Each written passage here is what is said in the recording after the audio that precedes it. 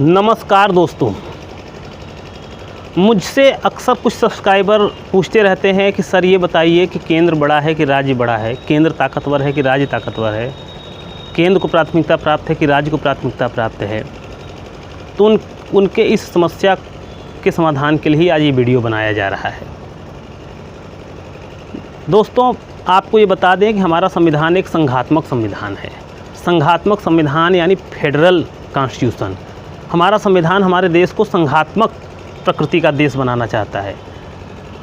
संघात्मक प्रकृति के देश में यह प्रश्न ही बेकार है कि केंद्र मजबूत है कि राज्य मजबूत है, क्योंकि संघात्मक व्यवस्था एक ऐसी व्यवस्था होती है जहां केंद्र और राज्य को साथ साथ चलना होता है, जहां केंद्र और राज्य को एक दूसरे के साथ मिल कर के देश को चलाना होता है।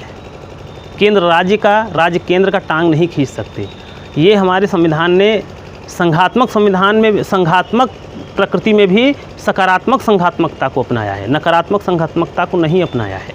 यानी केंद्र राज्य का सहयोग करेगा, ज़रूरत पड़ने पर राज्य केंद्र का सहयोग करेंगे। कोई मजबूत नहीं है, कोई कमज़ोर नहीं है, दोनों की अपनी उपयोगिता है। इसके बावजूद भारतीय संविधान में कुछ ऐसे प्रावधान है, भारतीय संविधान में कुछ ऐसी व्यवस्था है जिसको देखने के बाद आपको ये महसूस होगा कि हमारा केंद्र मजबूत है। जैसे आपातकालीन स्थितियों में राज्य की शक्तियाँ निलंबित हो जाती हैं, सारी शक्ति केंद्र में आ जाती है। इसके अलावा आप देखेंगे कि राज्यपाल की नियुक्ति केंद्र राज्यों पर निगरानी करने के लिए करता है।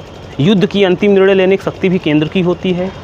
केंद्र अखिल भारतीय स्तर पर अधिकारियों की नियुक्ति करता है जो विभिन्न राज्य में अपनी सेवाएं देते हैं और केंद्र और राज्य के बीच पुल का काम करते हैं। तो कुछ ऐसे मामले हैं, कुछ ऐसी परिस्थितियां हैं जब हमारा संविधान संघात्मक व्यवस्था में भी केंद्र की ओर मजबूती प्रदान करता है। तो अगर ये कहा जाए कि हमारा केंद्र मजबूत है तो अतिशयोक्ति नहीं होगी। हालांकि बहुत लोग कहते हैं कि जो है एकात्मक प्रकृति वाला संघात्मक देश हमारा है, यानी केंद्र राज्य को मिलकर साथ चलना है। सामान्य परिस्थितियों में केंद्र और राज्य को मिल करके एक दूसरे का सहयोग करते हुए साथ चलना है, लेकिन कोई इमरजेंसी आ जाए, कोई आपात परिस्थिति आ जाए तो उसमें केंद्र को मजबूत बना दिया जाता है।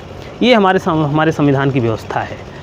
तो शायद आपको ये वीडियो समझ में आ गया होगा, शायद यह समस्या का समाधान हो गया होगा। अगर आपको ये वीडियो अच्छा लगा है तो आप इस चैनल को लाइक करें, सब्सक्राइब करें और ज़्यादा से ज़्यादा शेयर करें, जिससे लोगों के बीच में ये मेरा मैसेज पहुंच सके।